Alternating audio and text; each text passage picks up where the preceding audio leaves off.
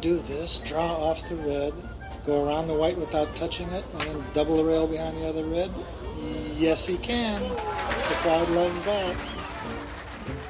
A pool table has 4 sides, but the game itself has infinite possibilities. And many of the most entertaining and intriguing discoveries were made possible by trick shot artists.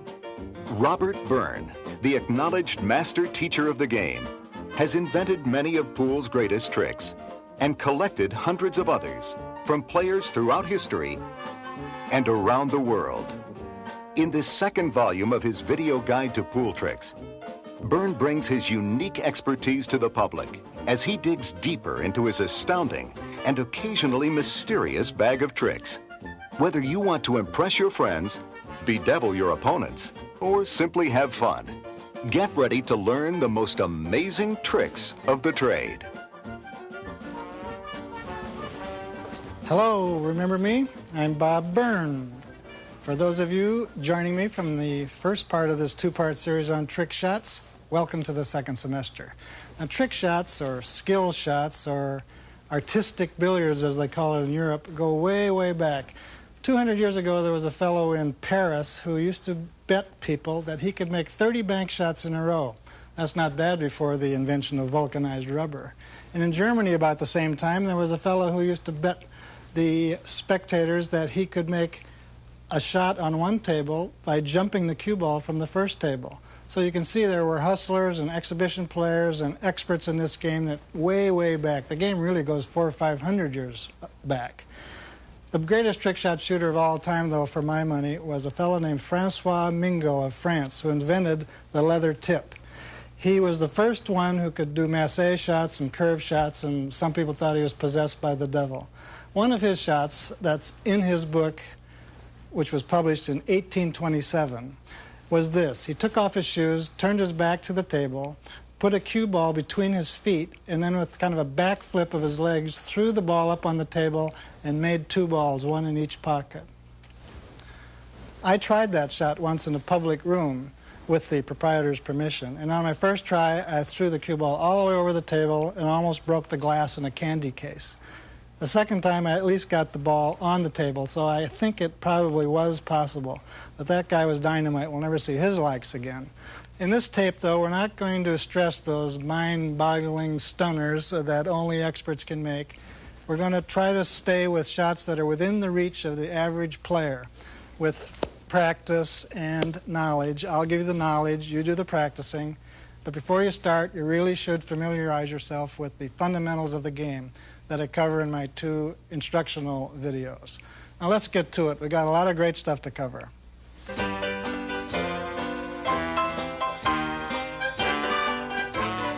Cluster shots are old favorites because once you get them set up right, any fool can make it.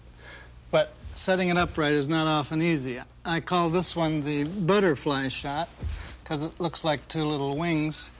And you have to make sure the balls are frozen, and you can sometimes assist that by hammering them in position. The balls are going to throw, so you have to aim the 2 ball clusters at the inside of the corner pockets. Right about there.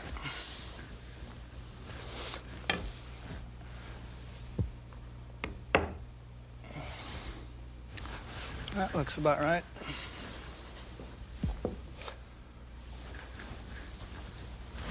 Okay, and you shoot from this direction. You also have to make sure this bisector line, or this line of centers, is right into the side pocket. So it's about at these diamonds is where you set up the end balls. And it looks like this. 1 ball goes in each pocket. If you want an exact diagram of how to set this up, you'll find it in Byrne's Treasury of Trick Shots. Here we go.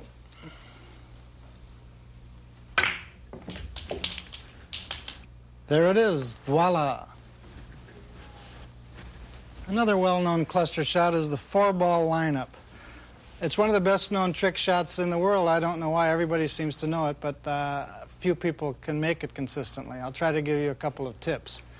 You got to set the balls up in an exactly straight line, all the balls frozen together, and orient them so that the end ball is a little bit inside the line of the rail. Now, to make all 4 balls in one shot, it's necessary to hit this side of the 14, but just before you hit this. This is the ball you have to hit first. Now, of course, it's easy to make the 11 in the side and the second ball down in the corner. But to propel the end ball all the way across to this side, you have to hit it hard enough to give it enough speed. The tricky part is to make the 14 bank once into this pocket, the full length of the table. And if you try it a few times and you're not making it, you might try a little bit of side spin on the cue ball to influence how that 14 ball rebounds off the end rail. I recommend a little bit of right-hand spin. Here's how it looks.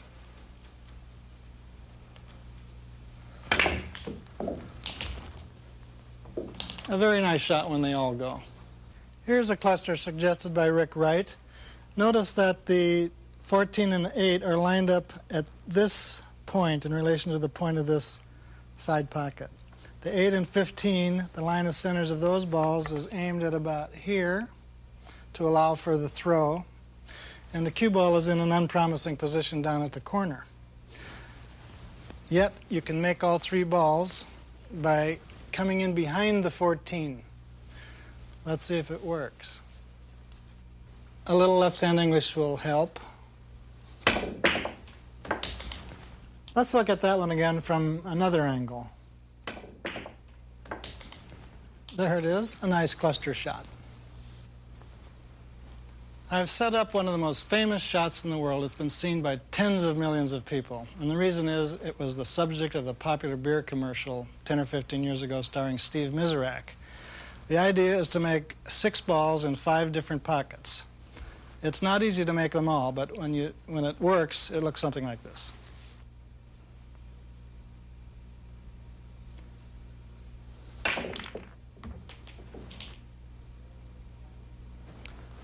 And there was ball number 6. But before you try all 6 balls, I suggest you start with this first part of the shot. Put up 2 balls, freeze them together, and freeze them to the rail right next to the side pocket. How close it is depends on how clean your balls are.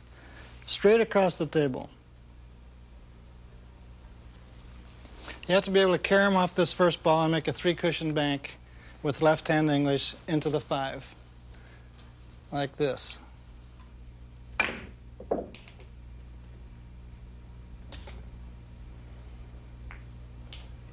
Now, once you can handle these 2 balls and the 3-cushion bank on the 5, then you're ready to add the next 3 balls. And the diagram is in my book, and that's the way Miserak had them set up. Don't get frustrated. This is a tough shot to learn. In the first trick shot tape, I showed you a railroad shot, a real charmer in the simple version. Now, here's a little more complex version that I call the railroad switch yard. Now, if you have a table at home, you might want to call your mother in to watch you do this, and it'll help her understand your sickness. The idea here is to make all these balls in numerical order. We use the 6 as the cue ball and call it the caboose. Hit the 2, the 1 goes in first, and then the 2 goes in. The caboose travels around the track, up here, around the corner, and then hits this train in the switch yard. The cue ball now becomes the locomotive, and it's held in place temporarily with this paper match. If you're under 21, you better use just a rolled up piece of paper. Now, after the train gets moving, the cue ball is the locomotive. It leads the train down here, makes the 3, the locomotive gets out of the way so the other cars, the 4, 5, and 6, can go into the pocket. Let's try this.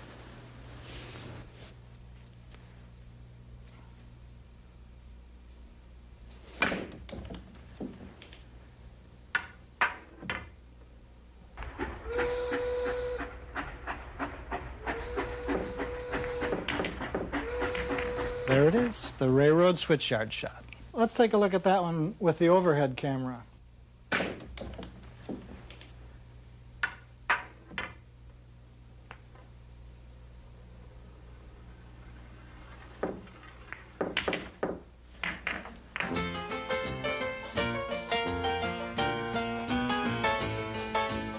The triangle is a really fabulous device in trick shots. You don't just use it to rack balls. You can use it to dress up an otherwise drab shot. You can use it to enlarge the target by placing it near a pocket. Or you can use it to solve a puzzle, as I'll show you in a few minutes. Or you can use it to scramble your brains, like this.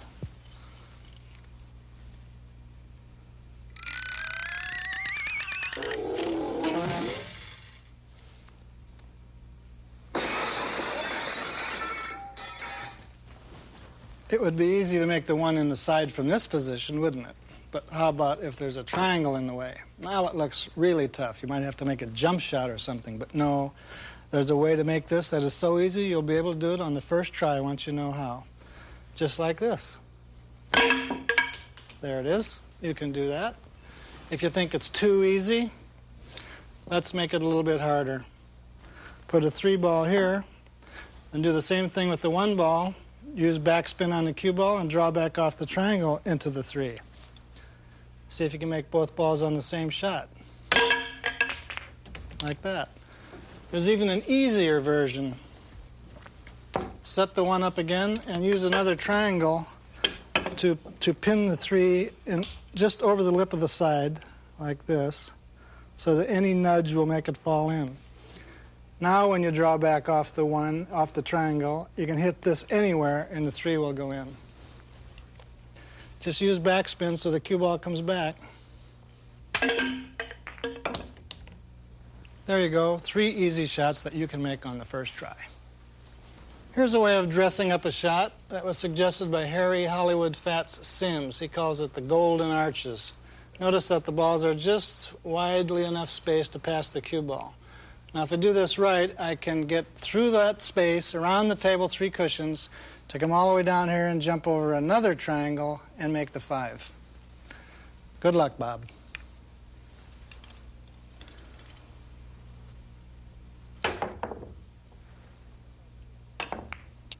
Let's look at that again. There it is, the golden arches of Hollywood Fats.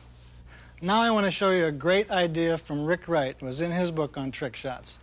The idea is to put a 3-ball or any ball on a piece of chalk, then up against the triangle, just barely touching the triangle, with another one at the nose. Now what I'm going to try to do is make both balls in that pocket, but the 3 will jump over the 14 and get in there first.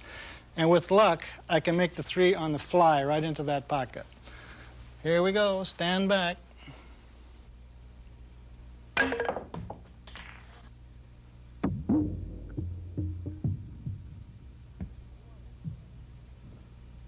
What a shot! Among the more unusual uses of a triangle is to rack the balls.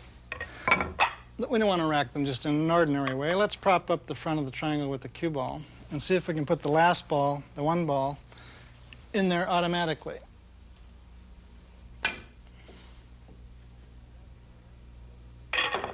And that's the lazy man's rack. Now, through the magic of movies, all the balls have disappeared and we have 3 more balls with the rack balanced precariously on top of them.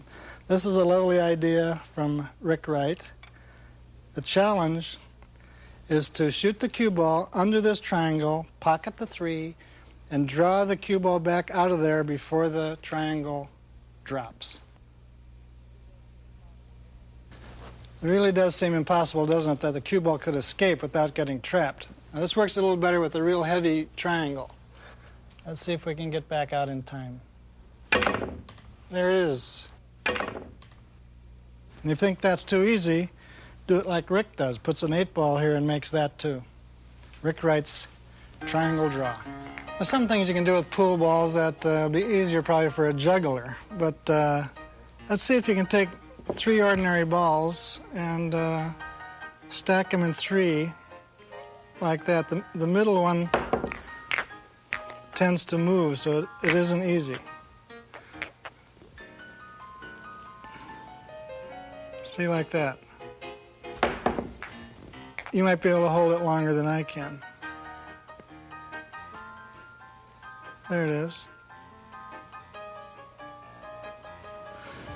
Now let's see if we can take a little time here and do something memorable. Do this over a sofa or something so you don't have to stoop over to pick up the balls. How many people do you know who could do that?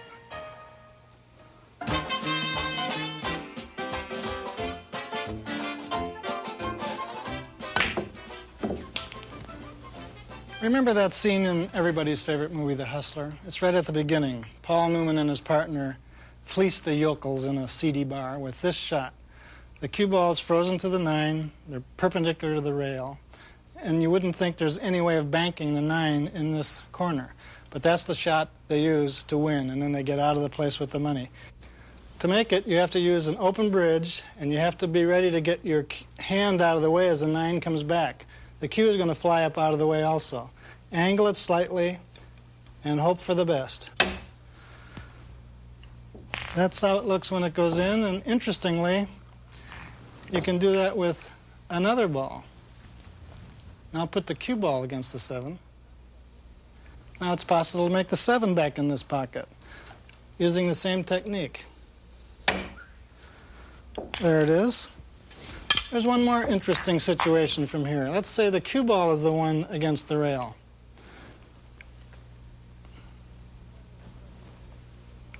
Now, according to the present rules of pool, I could come over to this side of the table and shoot the 9 right in. But let's say my next shot was up at the other end of the table. Then you could try this. Shoot the cue ball into the rail, get the cue out of the way and get your hand out of the way. The 9 goes in, and the cue ball goes up for your next shot, like this. Those are 3 interesting shots you can try. Everybody makes this shot. Why not you? The 5 in the side.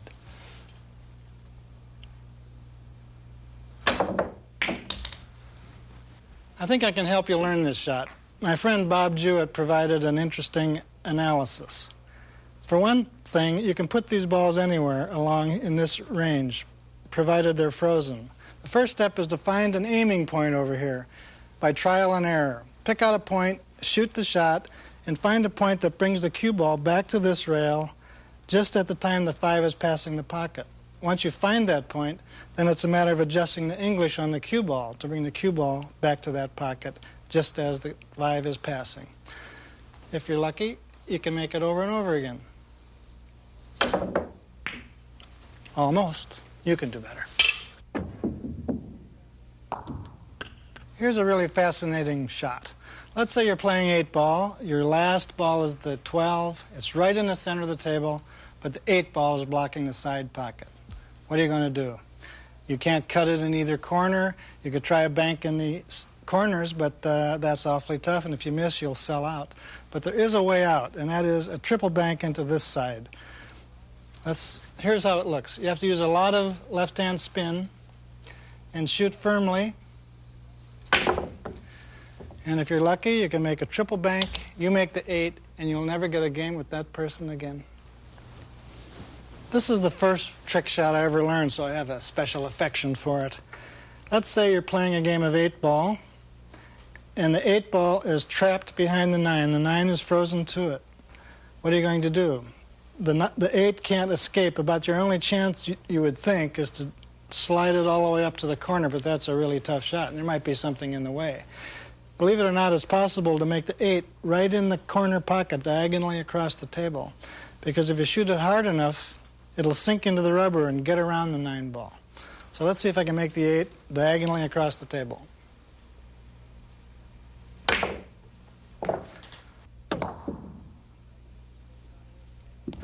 That's it, the first shot I ever made and the last one I ever made.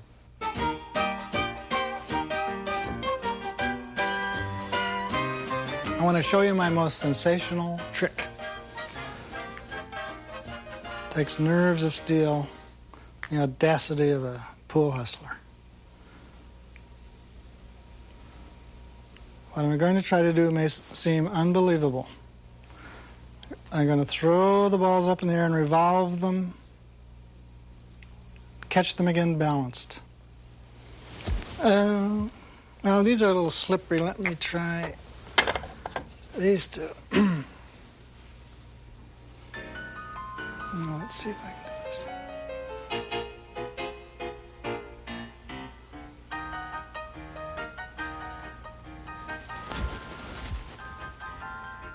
Not so hard when they're like this. In fact, a lot of the balls I've used in these demonstrations are not quite normal. For instance, when I had all the balls stacked up, I used this 8-ball, which you see is not quite the ball you expected. And when you have, oh boy, that's on there for good. Another one, Those kind of balls can easily be stacked up, so I was fooling you. Sorry about that. Let me show you a really interesting jump shot. I call it over the wall. You're playing 8-ball, the 8-ball's here, and you're completely trapped behind a wall of balls. How can you possibly get out? One way is this way. Elevate the cue, shoot into the nose of the rubber. You'll have to experiment to find out just how much and get out that way. Now, interestingly enough, it's also possible to jump a ball off of a ball that's frozen on the rail, in this case the 10. Let's say we're playing rotation, we have to hit the 10 first. With luck, you can jump off the 10, over the interfering balls, and cross the table to make the 15.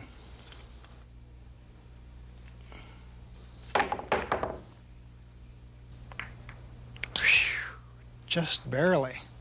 You know, the amazing thing about those shots is that they were in the first trick shot book ever published, Francois Mingo's masterwork that came out in 1827. Not much new in this game. Here's a nifty shot that I got from a professional chef in Los Angeles named Anton Reniti. Where he got it, I don't know. The idea is to balance a cue ball on the rubber on top of another ball and orient them just exactly right.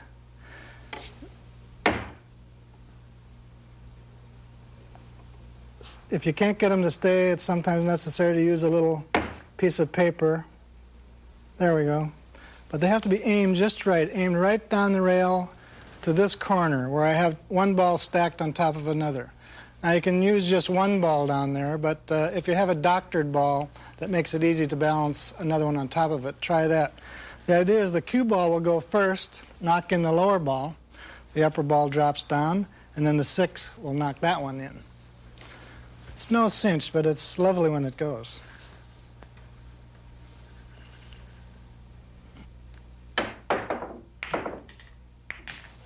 That's a nice shot, isn't it? It's worth looking at from another angle.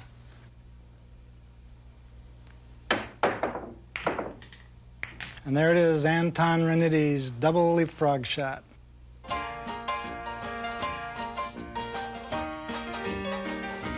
Here's one of my favorite shots. I learned this from Noriko Katsura, who used to be women's champion of Japan. I played her 2 games once. I won the first game, she won the second game. But for a couple of minutes there, I was women's champion of Japan. Here's the idea. From this position, the cue ball is going to knock the 1 ball in the pocket, but it will not jump over the cue. It will not knock the cue into the 1, and it will not touch either of these balls. Those are the conditions, and here's the execution.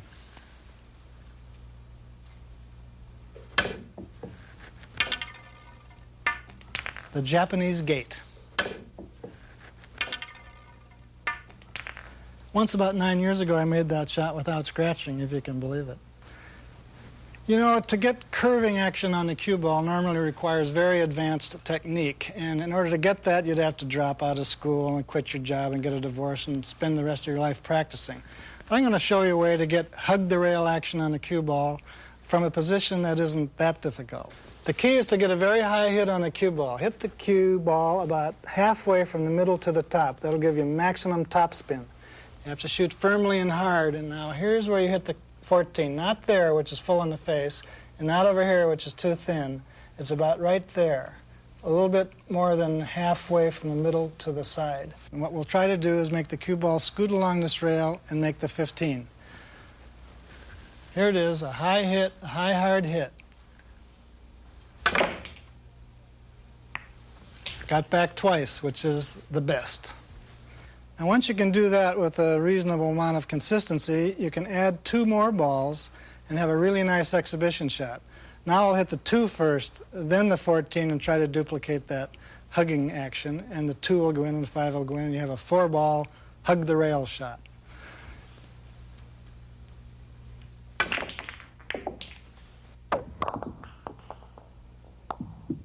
That's a nice one, isn't it? Now this one, I don't even understand how it works. I'm anxious to see this on slow motion myself. It's generally credited to Jimmy Reed. I don't know where he got it. The idea is this. The 7 ball is going to push right through the 10 into the side. Now, if this cue ball were back here, there's no way it would work. The 7 would just carry him off this way. But with the cue ball backing it up, it seems to add enough weight to bulldoze right through. And it looks something like this. Jimmy Reed's push-through shot. Maybe we'll learn something more about it on slow-mo.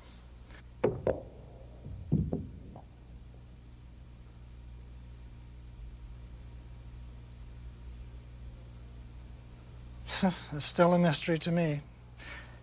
You know, in 9-ball now, the rules are that if there's a foul, the other player gets the ball in hand. That means he can put it anywhere he wants to. It's a terrible penalty, but that's the way they play it to speed up the game. Now, say you had this position with the 1 and the 2.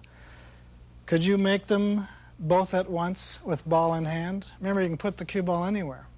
So my solution is to put it up here. Well, it's not strictly legal. 8-ball, corner pocket. This is a complicated demonstration of nothing in particular. There are some harder versions of this shot involving masse and force follow, but you can shoot it and get the same effect much more easily by just shooting the ball right down there and see if we can fight through there in a zigzag pattern to make the 8. Oh boy, it didn't hit a ball. That's unbelievable.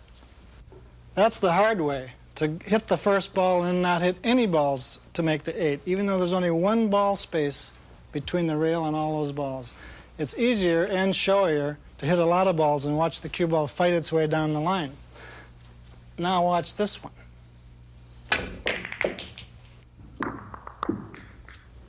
That's the zigzag shot. Here's something really nice dreamed up by Chef Anton Renitti. He calls it his pinball shot. And you have to help me out here by imagining the table as a pinball machine. All these balls are bumpers and flippers and whatnot, and I'm going to try to shoot the cue ball around the table and make the 8 right there in the side pocket. I have to use a freehand bridge, which makes it a lot harder, but follow the action of the cue ball.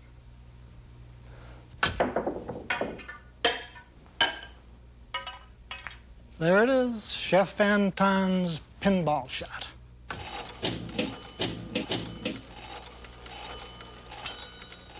I hope you enjoyed that second helping. It by no means exhausts the subject. There are hundreds and hundreds of trick shots. Some of them you can make and some of them you can't, and some of them I can't make either.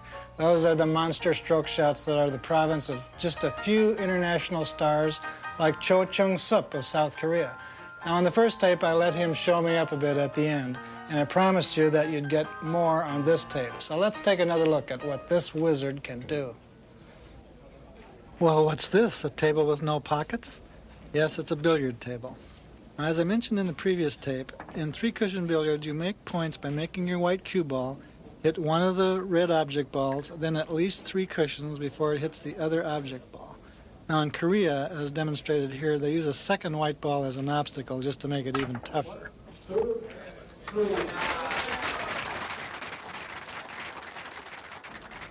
Here we are at SL Billiards in New York City with AccuStats. We're going to watch Cho Chung-sup try to make a jump draw. Elevated cue, the ball goes forward, back, 1, 2, 3 in the other red ball. Aren't you glad you have a rewind button so you can see that one again? Here's a perfectly ordinary, almost impossible 3-cushion shot. Off one red, into a rail, and back into the corner for 2 more. 1 rail, 2, 3. Did you see the way that cue ball dove forward? Amazing follow action.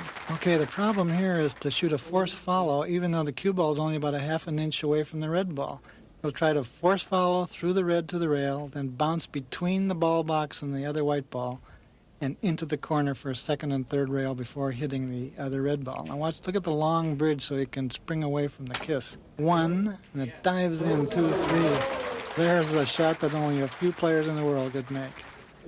Here's a masse shot coming up. Sang Lee is showing how many rails will be hit. The crowd can hardly believe it. Now with this masse cue, he's going to come up the rail, touch the red lightly, and then scoot back along the rail into the corner to hit the second red. Let's see how many rails he gets. Bang, 1, 2, 3, 4, 5, 6, 7, 8, 9, 10. Man, I wish I could do that. What action. Here's a really tough masse. He has to curve around the white ball without hitting it and without hitting a cushion. See? Right around the corner and come all the way down the table to hit the two reds. There's one. Oh, he just missed the second red, but that is really great action. And look at the crowd. Okay, to conclude his final show in New York, he shoots this novelty number. He's going to try to hit the red and jump up onto those two cues, climb the cues like an inclined railway, and hit a ball up at the top of the cues. Now watch this. It looks awfully steep. He did a great conclusion, and the crowd can't believe it.